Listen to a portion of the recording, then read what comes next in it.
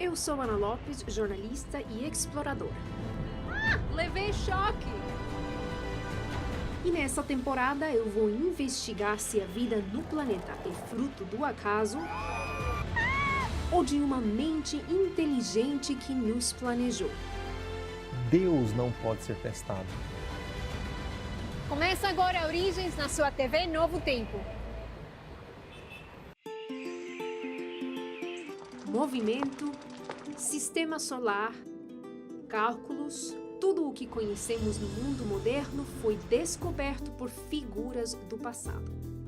Cientistas que dedicaram suas vidas para entender o universo e as leis que regem ele. O carro que aceleramos, a bicicleta que pedalamos, o celular que utilizamos ou o aparelho que você está assistindo esse programa nesse momento. É fruto da ciência. E se você descobrisse que os cientistas no passado, os pais da ciência moderna, eram cristãos? Isso muda alguma coisa como estudamos as nossas origens? Hoje eu vou investigar a fundo a história de cientistas criacionistas do passado. Newton demonstrava o seu conhecimento, os acadêmicos de Cambridge ficavam impressionados com o conhecimento teológico que ele tinha da Bíblia e, claro, também de matemática. Vamos descobrir como eles moldaram a ciência.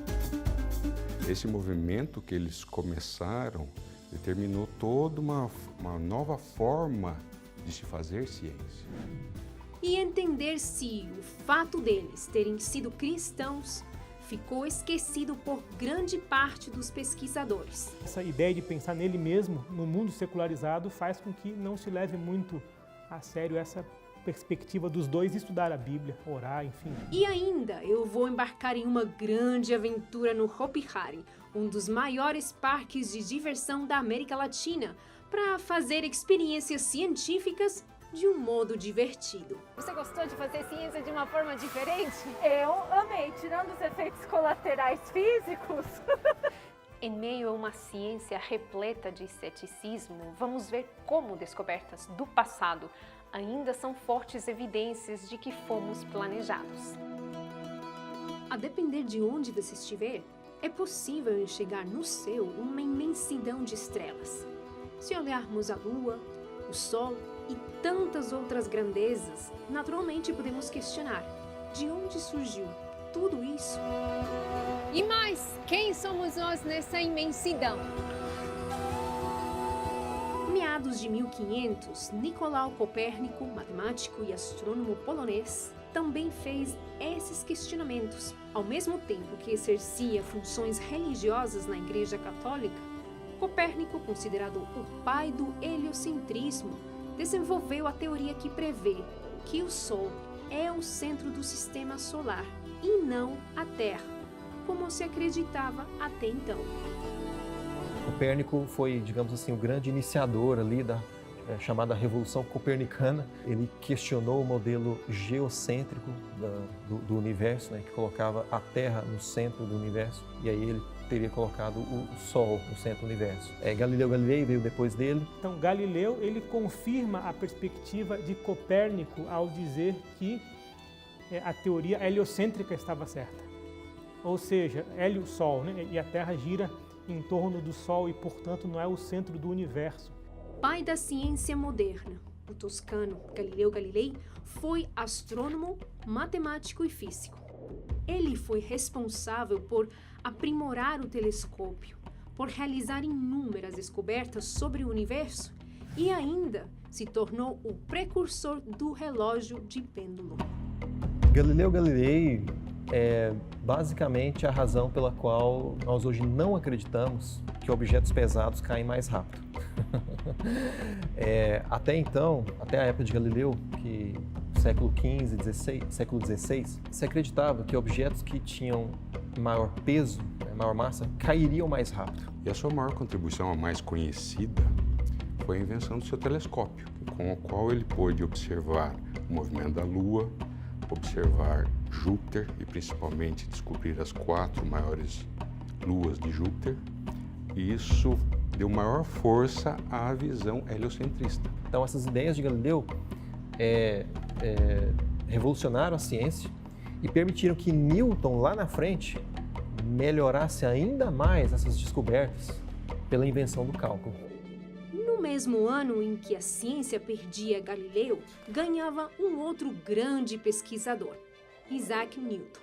Reconhecido como um dos grandes, se não o maior cientista de todos os tempos, ele ficou conhecido por grandes descobertas, entre elas os efeitos da gravidade, devido a uma história que supostamente teria visto uma massa caindo de um pomar direto no chão. Ele ainda fundamentou as leis do movimento, mais conhecidas por todos nós como as 3 leis de Newton. Eventos aparentemente banais fizeram com que Newton estudasse leis universais e revolucionasse a ciência e a forma como interagimos com o mundo. Newton, ele era um pequeno gênio. Newton, ele tinha um grande conhecimento da Bíblia, né, na sua juventude. Ele entrou na Universidade de Cambridge, se não me engano, aos seus 20 e poucos anos, e ele demonstrava o seu conhecimento. Os acadêmicos de Cambridge ficavam impressionados com o conhecimento teológico que ele tinha da Bíblia e, claro, também de matemática. Ele foi um grande talento da matemática também. E a grande contribuição de Newton com os princípios matemáticos foi passar a usar a matemática como linguagem da ciência e não mais a história, a narrativa, como era feita até então. E foi exatamente isso que Newton fez ao estudar as 3 leis do movimento. Conceitos como inércia, aceleração e força, antes estudados por ele, agora são parte fundamental do conhecimento que temos sobre o mundo e podem ser facilmente observados nos dias de hoje. E para te provar isso, eu vou fazer um experimento científico um pouco diferente. Vou te mostrar na prática as 3 leis de Newton. E por isso eu já estou no Hopi Hari, um dos parques de diversões, maiores parques de diversões da América Latina, e eu já estou acompanhada da professora Gil. Bom dia, Tudo bem? Sim, eu já ia lhe falar, se você já sabe, aliás, você tem vivido a ciência num lugar assim. Olha, ao longo da minha formação eu tive várias experiências práticas, mas sem frio na barriga. Com frio na barriga é a primeira vez. Então, está preparada, não está preparada, está ansiosa? Tô ansiosa. Para assumir o desafio? Tô ansiosa, mas ó, vai dar tudo certo. Vai dar tudo certo, nós vamos andar por alguns brinquedos aqui, né? Vamos ter experiência e vamos aprender sobre 3 leis de Newton. Exatamente, a mecânica newtoniana na prática. Vamos lá? Vamos. Só para recapitular rapidinho, a gente vai passar pela primeira lei de Newton. Qual é? Além, Ai, que medo! Além da lei da força divina, nós vamos ver agora a lei que diz que um corpo em movimento tende a permanecer em movimento e um corpo em repouso tende a permanecer em repouso até que uma força atue sobre ele. A lei de inércia. Inércia. Vamos lá? Vamos. Vamos!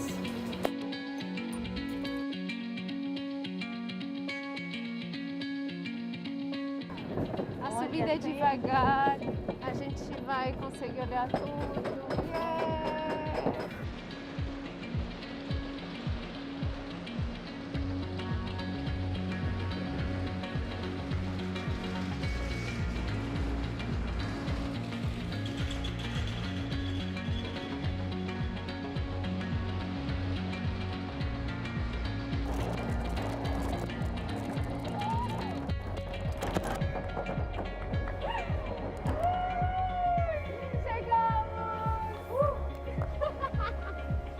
Praticamente acabamos de sair da montanha russa e professora, como? Gostou? Vai, vamos. Como a gente aplica a montanha russa para a primeira lei de Newton? Deixa eu reorganizar os neurônios aqui, que foram muito chacoalhados. Mas é o seguinte, a primeira lei de Newton fala sobre a questão da inércia, né? A gente percebe bastante ao longo do caminho, quando o nosso corpo é chacoalhado, Mas em especial quando essa montanha, né, o carrinho, o vagão da montanha-russa está saindo e chegando.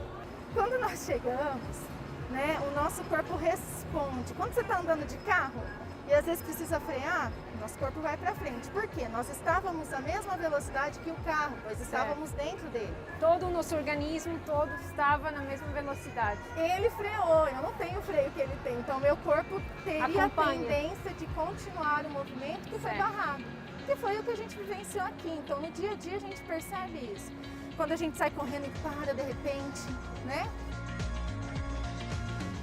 Podemos dizer que a ciência moderna foi moldada por essas figuras, Newton, Galileu e outros grandes nomes do passado? Sim, com certeza. Esse movimento que eles começaram determinou toda uma nova forma de se fazer ciência. O experimental, a forma matemática de tratamento, deixar a narrativa para o tratamento matemático. Essa troca de linguagem trouxe muita informação.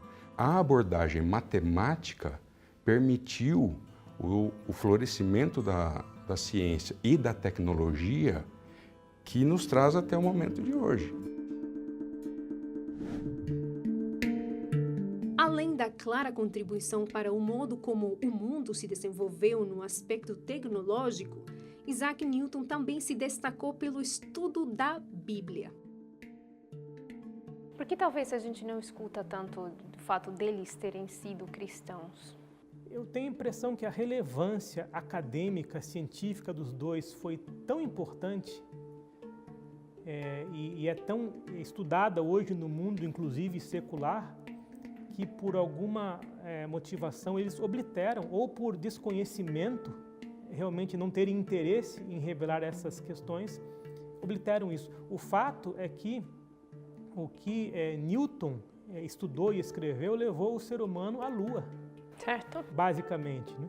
A engenharia hoje civil deve muito a Newton por conta desse umbilicocentrismo humano, dessa ideia de pensar nele mesmo, no mundo secularizado, faz com que não se leve muito a sério essa perspectiva dos dois estudar a Bíblia, orar, enfim, seguir uma vida religiosa.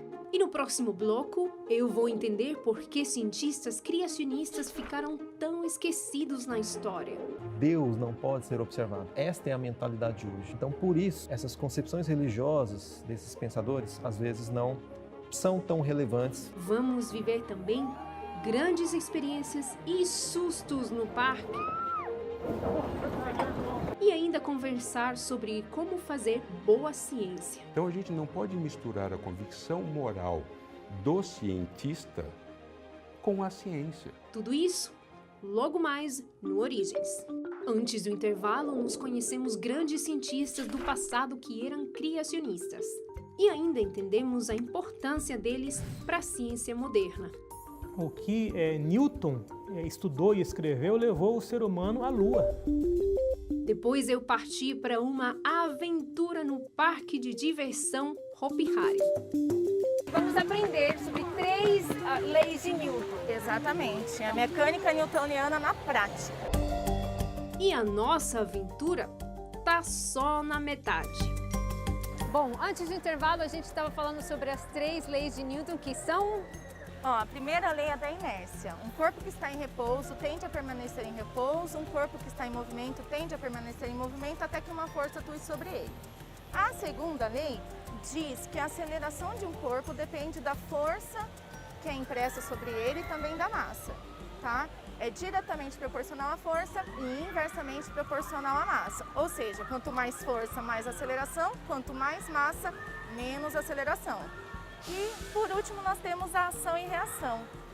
Uma força realizada recebe uma outra em sentido oposto a ela, mas com a mesma direção e mesmo módulo, mesmo valor. Então. Agora chegou a hora. Sim. Nós vamos para o barco Viking para poder experimentar na pele a segunda lei de Newton. Ok. Preparada? Será que a gente vai estar gritando lá? Pronta? Eu acho que nós vamos gritar um pouquinho, talvez, né? Isso vai ser normal. Vai. Vamos. Então vamos. Sem casa, vamos.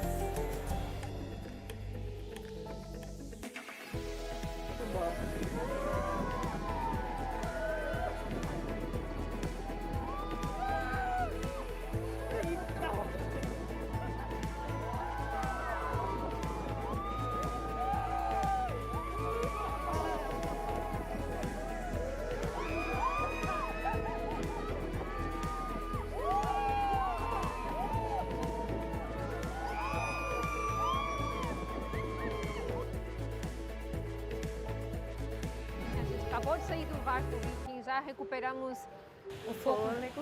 um pouco do medo. E a segunda lei de Newton fala sobre aceleração, força e aceleração, mas alguma coisa Massa. também. Então, como a gente percebe essa segunda lei de Newton aqui no barco Viking ou talvez em outras atividades do nosso dia a dia? Quando a gente é mais novinho, é uma delícia ir num balanço. Né? No balanço a gente pode utilizar a força do nosso próprio corpo para se impulsionar ou chamar alguém para fazer isso. Quando a gente está executando esse movimento, a gente recruta uma série de forças ali. Tem a nossa força peso, tem a força de tração, certo? Tem a força centrífuga que está ali mantendo a gente preso. Então, a segunda lei de Newton, embora ela seja associada à massa e à aceleração, ela se aplica de diversas maneiras nesse brinquedo. Muitas vezes, né, a gente percebe que, embora a ciência moderna tenha totalmente as suas bases nesses pensadores, realmente é pouco mencionado que esses pensadores eles tinham uma concepção religiosa da natureza, né, especialmente a cosmovisão cristã. Hoje isso tende a ser rejeitado porque, depois de Bacon, o método científico, a ênfase exagerada na observação, valorizou-se aquilo que é observável, aquilo que é testado.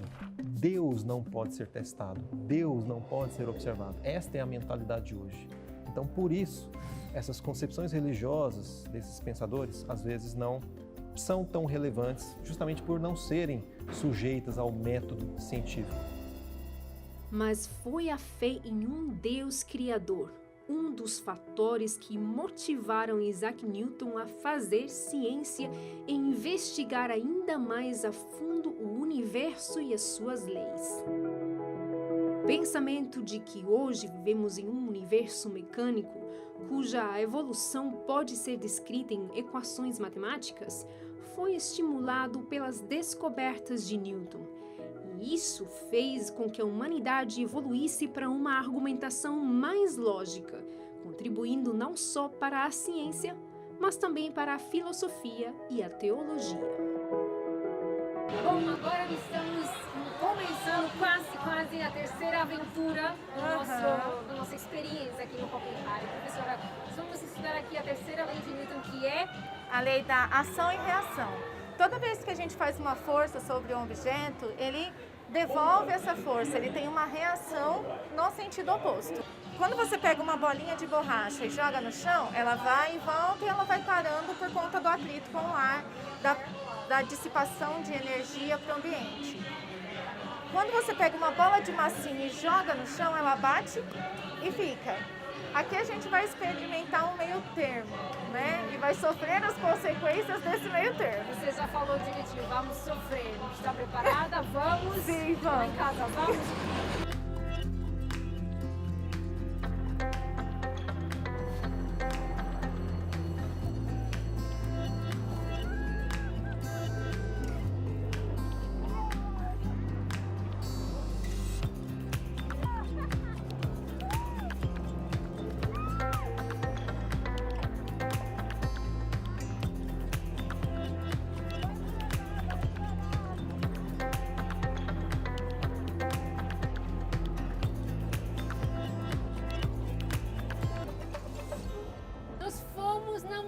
Russa que está lá atrás, no Sim. barco Viking e também no carrinho bate-bate. Você gostou de fazer ciência de uma forma diferente? Eu amei, tirando os efeitos colaterais físicos. A gente ficou meio, né? Mas assim, a ciência na prática é totalmente diferente, né?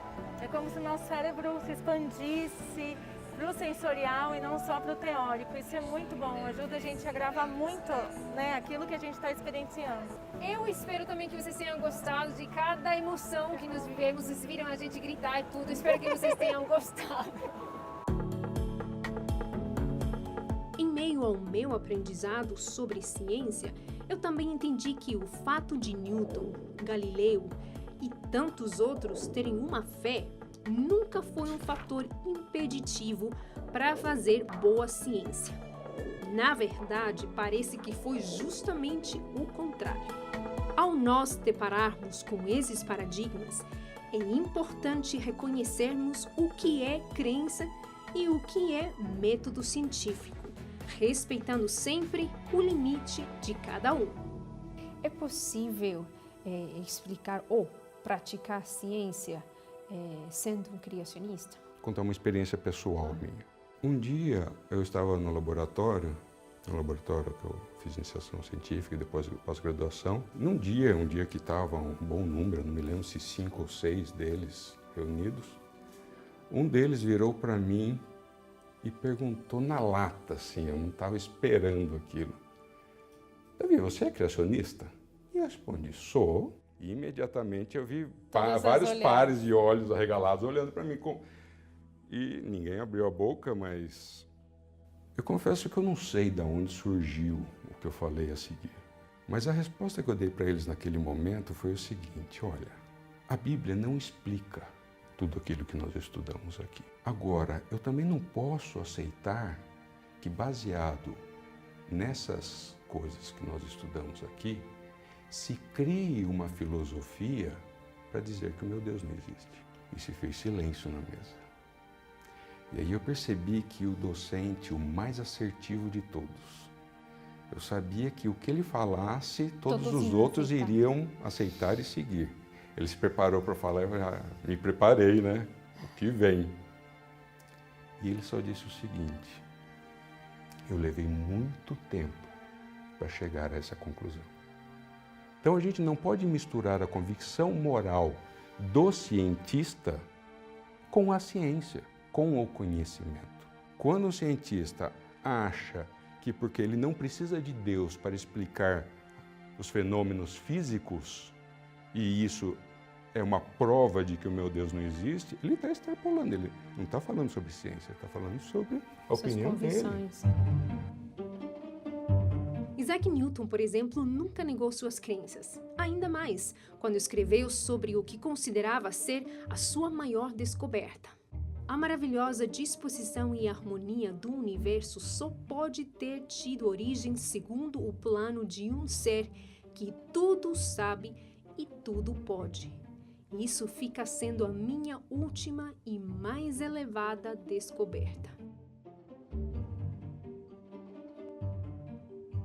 No entanto, o que jamais poderá ser contestado por causa de inúmeros registros históricos é de que a fé em um Deus moveu e ainda move vários dos grandes nomes da ciência, que hoje servem de referência para aqueles que se dedicam a negar o estudo das origens a partir de um Criador.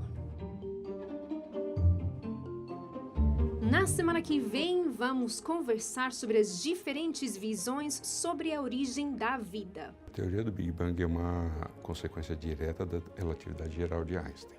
E que ela nos diz basicamente o seguinte, que o universo teve um início. Saber a importância que é conhecer as nossas origens. No final, a mesma coisa a ciência procura. De onde nós viemos, hein? Uma razão do porquê estamos aqui. E entender melhor as evidências da nossa criação. Quando você analisa a coluna geológica, de baixo até em cima dela, você vê complexidade o tempo todo. Tá imperdível Origens. Semana que vem, às 11 da noite. A gente te espera.